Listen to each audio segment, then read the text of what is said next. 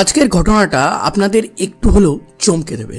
ধরুন আপনি যার সাথে সংসার করছেন, সেটা আপনার হাজবেন্ড বা ওয়াইফ হতে পারে। সেই সম্পর্কের বয়স 1 বছর থেকে শুরু করে 50 বছর পর্যন্ত হতে পারে। কিন্তু হঠাৎই যদি আপনি জানতে পারেন একদিন যে আপনি যার সাথে এতদিন থাকছিলেন, যাকে ভালোবাসছিলেন, যার সাথে 7 জন্ম থাকার কথা বলছিলেন, সে একটা সিরিয়াল কিলার। এইরকম ঘটনা যদি আপনার জীবনে হয় তাহলে আপনি কি করবেন তখন? তো চলুন শুরু করা যাক আজকের ঘটনা। যখন ওয়াইফ তার হাজবেন্ডের কালো সত্যটা জানতে পারে। 14ই মার্চ 2022, ভারতের মধ্যপ্রদেশের গোয়ালিয়র। সেখানে একটা থানা আছে, এই থানাটার নাম হচ্ছে ঝাঁসি রোড থানা। এই থানাতে অনামিকা মেহরা, যার বয়স হচ্ছে 35 বছর, সে হন্তদন্ত হয়ে দৌড়াতে দৌড়াতে আসে। এসে পুলিশের কাছে একটা কমপ্লেইন করে। তার প্রথম কথাই ছিল যে আমার হাজবেন্ড, সে আমাকে অত্যাচার করে, সে আমার সাথে মারপিট করে, আমি তার এগেনস্টে কমপ্লেইন করব। এবার সাধারণত আমাদের দেশে একটা জিনিস খুব ক্লিয়ারভাবে দেখা যায়, যখনই কোনো ডোমেস্টিক ভায়োলেন্সের কেস আছে, সেই জিনিসটাকে পুলিশ খুবই ছোট করে সামটাইমস দেখে। এই কারণে অনেক সময় রিপোর্ট না লিখে সেই হাজব্যান্ড অ্যান্ড ওয়াইফের মধ্যে মিলবন্ধন করিয়ে দেওয়ার চেষ্টা করে। এটা একদিকে যেমন খুব ভালো, আবার একটা দিকে খারাপও আছে। তার কারণ সেই সময় মিলবন্ধন হলেও পরে কিন্তু এটা নিয়ে একটা ক্রাইমও হয়ে যেতে পারে। তো যাই হোক, অনামিকা মেহরা যখন এই ঝাঁসি রোড থানাতে পুলিশদের বলতে বলতে সে একটা জিনিস বলে যে আমার হাজবেন্ড নর্মাল কেউ না, সে একটা সিরিয়াল কিলার। এবার এইটা শুনে সেই সময় যে পুলিশরা ওখানে ছিল তারা বলে যে একটা হাজব্যান্ড ওয়াইফের ঝামেলা, সেখানে ওয়াইফ সামহাও কোথাও অ্যাডভান্টেজ নিতে চাইছে, এই কারণে হয়তো এই কথাটা বলছে। পুলিশ তো প্রথমে সন্দেহ করছে যে এরকম কি হয়। এই জিনিসটা অনামিকা মেহরা সেও বুঝতে পারে যে আমাকে সন্দেহ করা হচ্ছে এই কথাটা শুনে। তখন সে আস্তে আস্তে প্রমাণ দেয়। প্রমাণটা কি, যে আজ থেকে 6 মাস আগে আমি যখন ঘর পরিষ্কার করছিলাম, এই ঘর পরিষ্কারের এখানেও একটা কিন্তু আছে। তো যাই হোক, এই ঘর যখন আমি পরিষ্কার করছিলাম তখন আমি আমার হাজবেন্ডের কিছু ডকুমেন্টস দেখতে পাই। সেইখানে আমি আমার হাজবেন্ডের একাধিক আধার কার্ড, একাধিক প্যান কার্ড, একাধিক নামে প্যান কার্ড, একাধিক টাইপের রেজাল্ট, মার্কশিট, অনেক জালিয়াতি ডকুমেন্টস দেখতে পাই। তার সাথে সাথে সে এটাও বলে যে আমার হাজবেন্ডের উপর আজ থেকে 5-6 বছর আগে একটা মারপিটের কেস এই গোয়ালিয়রের বিলাওয়া থানাতে রেজিস্টার্ড আছে, এবং তার সাথে সাথে আমার হাজবেন্ডের নামে একটা 36 লাখের ফ্রড কেসও আছে। এই পর্যন্ত পুলিশরা শুনে ভাবছে যে এটা কি সত্যি হাজবেন্ড ওয়াইফের ঝামেলা? সেখান থেকে কি ওয়াইফ এত বড় অ্যালিগেশন তার হাজবেন্ডের উপর লাগাতে পারে যে তার হাজবেন্ড নাকি এটা সিরিয়াল কিলার?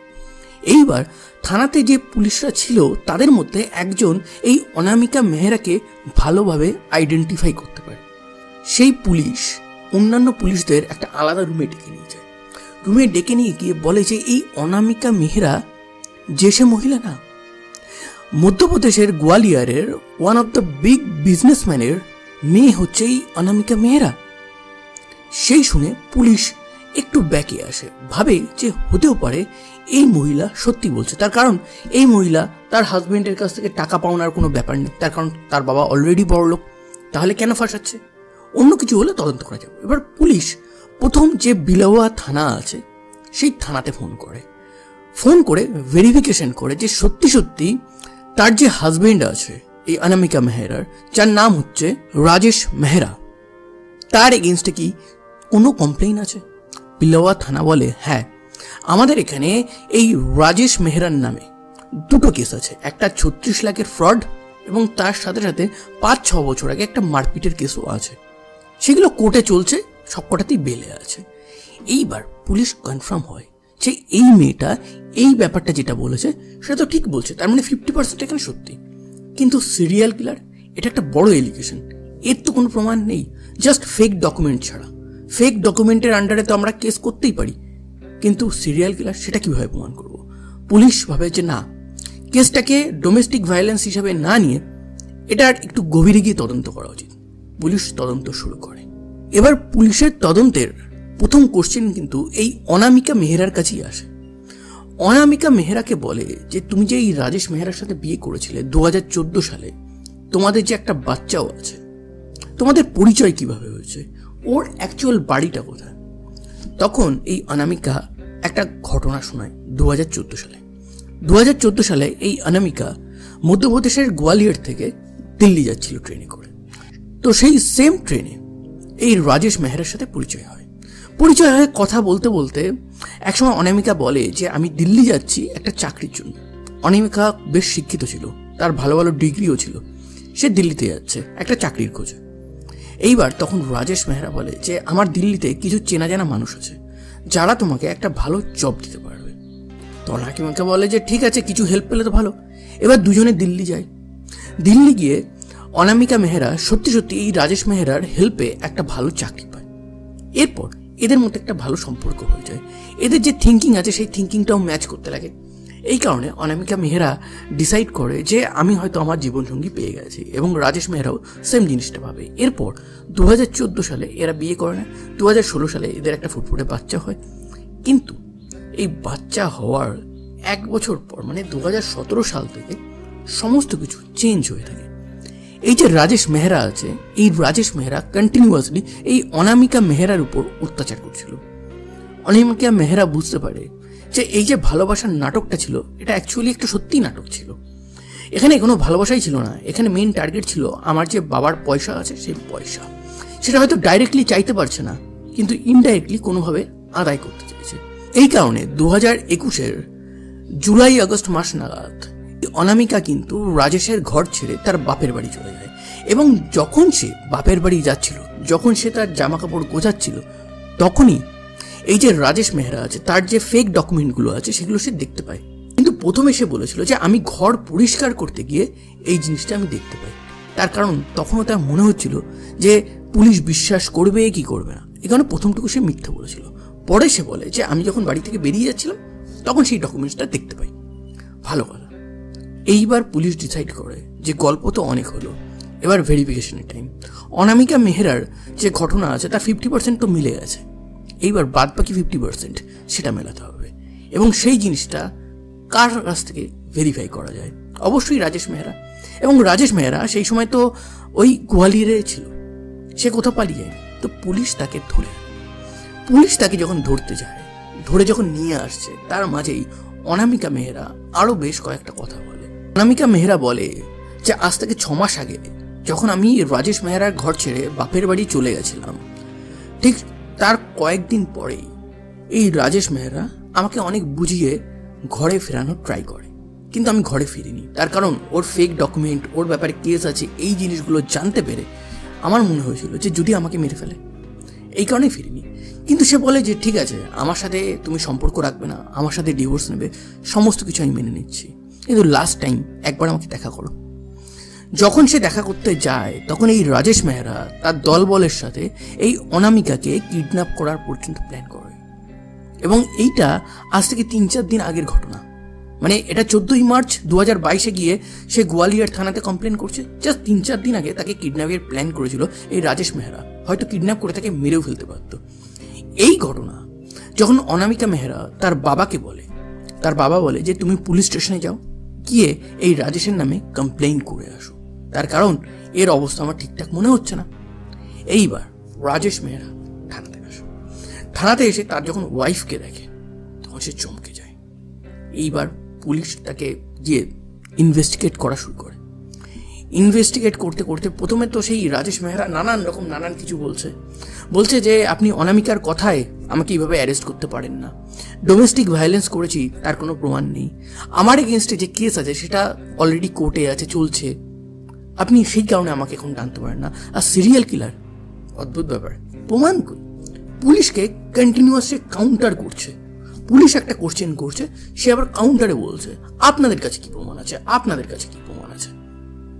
কিন্তু এইবার পুলিশ ভাবলো যে নর্মাল মিষ্টি ভাষায় এখানে চিড়ে ভিজবে না, চিড়ে ভেজানোর জন্য আমাকে অন্য কোনো পথ নিতে হবে। এবার পুলিশের একটা পথ আছে, যেই পথটা আপনারা কম বেশি জানেন, সেই পথটা পুলিশ নেয়। এবার রাজেশ মেহরা অনেকক্ষণ নিজেকে আটকে রাখে, কিন্তু কয়েকদিন পর সে ভেঙে পড়ে, এবং সে ভেঙে পড়ে স্বীকার করতে বাধ্য হয় যে হ্যাঁ, আমি দ্য হাজব্যান্ড সিরিয়াল কিলার। তার প্রত্যেকটা ঘটনা সে আস্তে আস্তে বলে শুরু করে।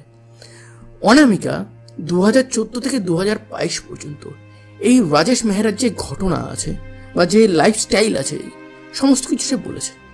কিন্তু 2014 আগে এই রাজেশ মেহরার জীবনে কি কি ঘটেছিল, কি হয়েছিল, সেটা না অনামিকা জানতো না পুলিশ জানতো।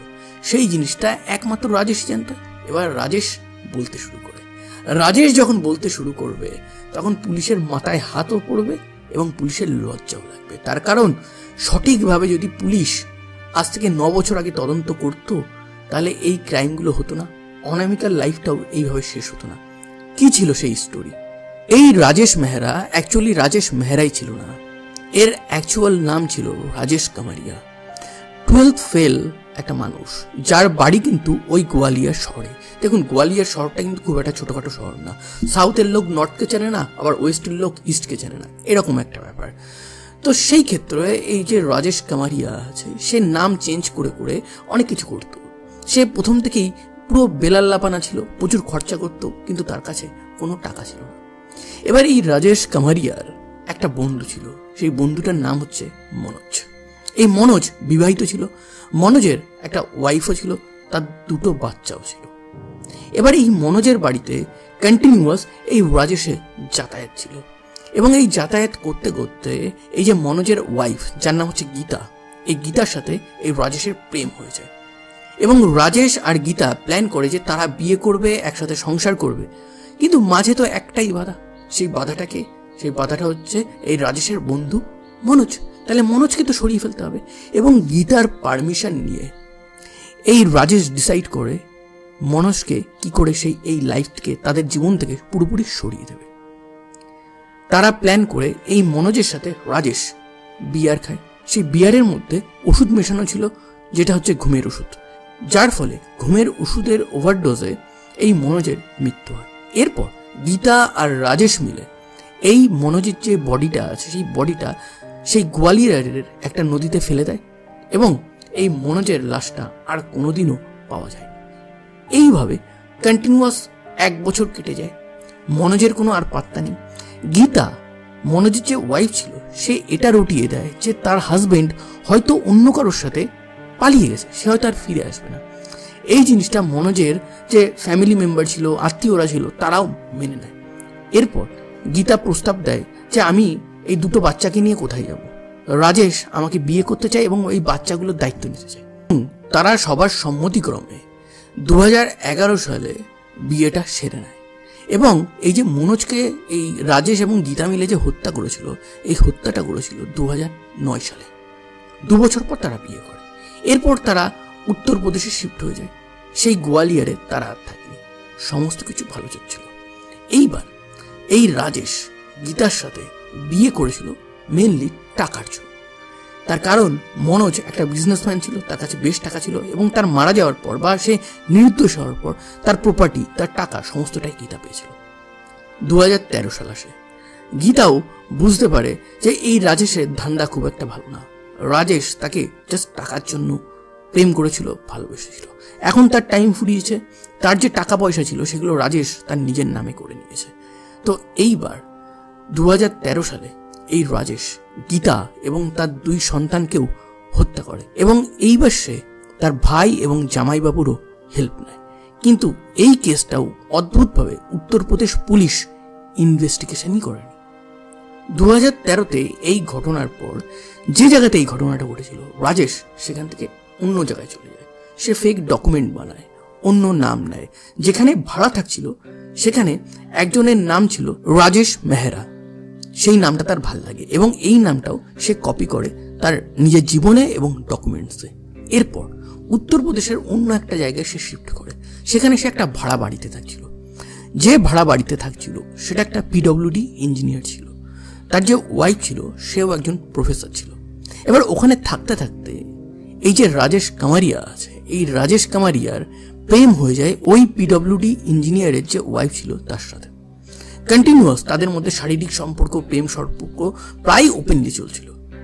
এবার এই যে পিডব্লিউডি ইঞ্জিনিয়ার ছিল, তার যে অধ্যাপক ওয়াইফ ছিল, সে এতটাই রাজেশ কামারিয়ার প্রেমে পাগল ছিল যে তার উপর নিয়ার অ্যাবাউট 36 লাখ টাকা লুটিয়ে দেয়। কিন্তু হঠাৎই একদিন এই রাজেশ কামারিয়া কিছু একটা সিক্রেট প্ল্যান করে, এবং সেই সিক্রেট প্ল্যানটা ছিল এই যে পিডব্লিউডি ইঞ্জিনিয়ার ছিল তাকে সরিয়ে দিয়ে, বা এই যে তার ওয়াইফ ছিল তাকেও সরিয়ে দিয়ে তার প্রপার্টি, তার টাকা পয়সা সমস্ত কিছুর উপর কবজা করা। সেইখানেই এই রাজেশ কামারিয়ার সাথে এই ইঞ্জিনিয়ারের ধস্তাধস্তি হয়, যার কেসটা একটা থানাতে ছিল, এবং সেখানেই তার ওয়াইফ যে ছিল সেই ওয়াইফও কিন্তু 36 লাখের একটা ফ্রড কেসও একটা থানাতে রেজিস্টার করে। এবার সেখান থেকে পালিয়ে গিয়ে সে একটা অন্য জায়গায় চলে যায়। তারপর সেখান থেকে আবার সেই গোয়ালিয়রে ফেরত আসে, এবং গোয়ালিয়রে সেখানে যখন ফেরত আসে, সেখান থেকে যখন সে একদিন দিল্লিতে যাচ্ছিল, দিল্লিতে যাওয়ার সময় তার ট্রেনের মাঝে এই অনামিকা মেহরার সাথেও দেখা হয়, এবং অনামিকার সাথেও হয়তো সেম ঘটনাটা যেটা গীতার সাথে ঘটেছিল সেটা হতে পারত, কিন্তু ইন বাই চান্স বা লাক বাই চান্স সে এই রাজেশ কামারিয়ার ফেক ডকুমেন্টগুলো দেখে ফেলে এবং সে প্রাণে বেঁচে যায়। এই ঘটনা শোনার পর পুলিশ এটাই ভাবে যে 2009 সালে যদি সঠিকভাবে তদন্ত হতো তাহলে মনোজিৎ যে হত্যাকাণ্ডটা এই রাজেশ আর গীতা মিলে করেছিল সেটা ধরা পড়তো, যার ফলে গীতা এবং তার 2 বাচ্চার হয়তো প্রাণ যেত না, গীতা আর রাজেশ হয়তো এখন জেলে যেত, আর আমিও হয়তো এই যে রাজেশ কামারিয়া হাজব্যান্ড সিরিয়াল কিলার এই স্টোরিটা, এই সত্যি ঘটনাটা আমি আপনাদের শোনাতাম না। তো যাই হোক, বর্তমানে তারা জেলে আছে, তাদের কি স্ট্যাটাস আছে সেটা জানতে পারলে আমি পরে আপনাদেরকে আপডেট দিয়ে দেবো। সো এরকম ভিডিও দেখতে চাইলে, এরকম ক্রাইমের স্টোরি যদি আপনার ভালো লাগে তাহলে আমার চ্যানেলটাকে সাবস্ক্রাইব করে দিন, আর ভিডিওটা ভালো লাগলে সেটাকে লাইক করে দিন, শেয়ার করে দিন, আর একটা কমেন্টও করে দিন। ধন্যবাদ।